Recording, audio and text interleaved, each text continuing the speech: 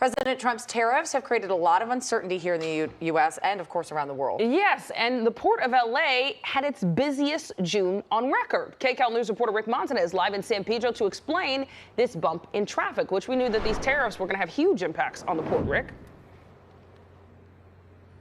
Right, Sheba, Jamie, good morning. You know, we've seen that big swing in May. Things dropped off considerably, but now the Port of LA is reporting its best June on record. And to talk about that, we have with us the executive director of the Port of Los Angeles, Jean Soroka. Thank you so much for joining us here this morning. Jean, talk to us about why we're seeing this upswing, because there is another deadline ahead of us with potential more tariffs on August 1st. Oh, good morning, Rick, and welcome to the Port of LA.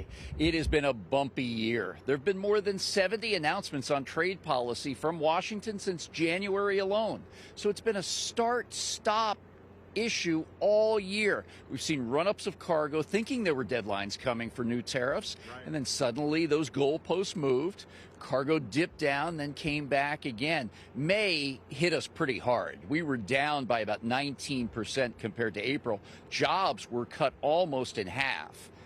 Kept going through the middle of June, and then with the new goalpost moved back to August 1, then we started to see the cargo pick up again because folks are trying to get the cargo in under the wire for the all-important holiday season. Yeah, and so what does that mean for, you know, the job drop-off in May that you saw, and then now things ramp up? How does the port respond to something like that? Well, there are not many folks that can do it this way, and it's because of the great dock workers, the ILW longshore men and women. These are the best in the business, and they're ready. Now, we have a good computer system as well. We can see cargo coming months ahead of time, so we know when there are drop-offs and when the cargo is going to pick up.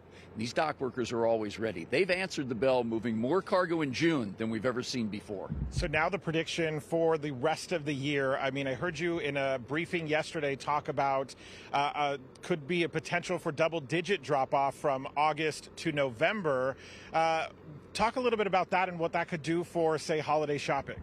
We're only as good as the information we have, and if there's another announcement this afternoon, it could change. But likely what we see is this is our peak season right now, a little bit earlier than normal. After that, if cargo drops off, we'll likely see fewer selections on store shelves and online buying platforms. And as indicated today by the new inflation numbers, likely prices are going to start to tick up.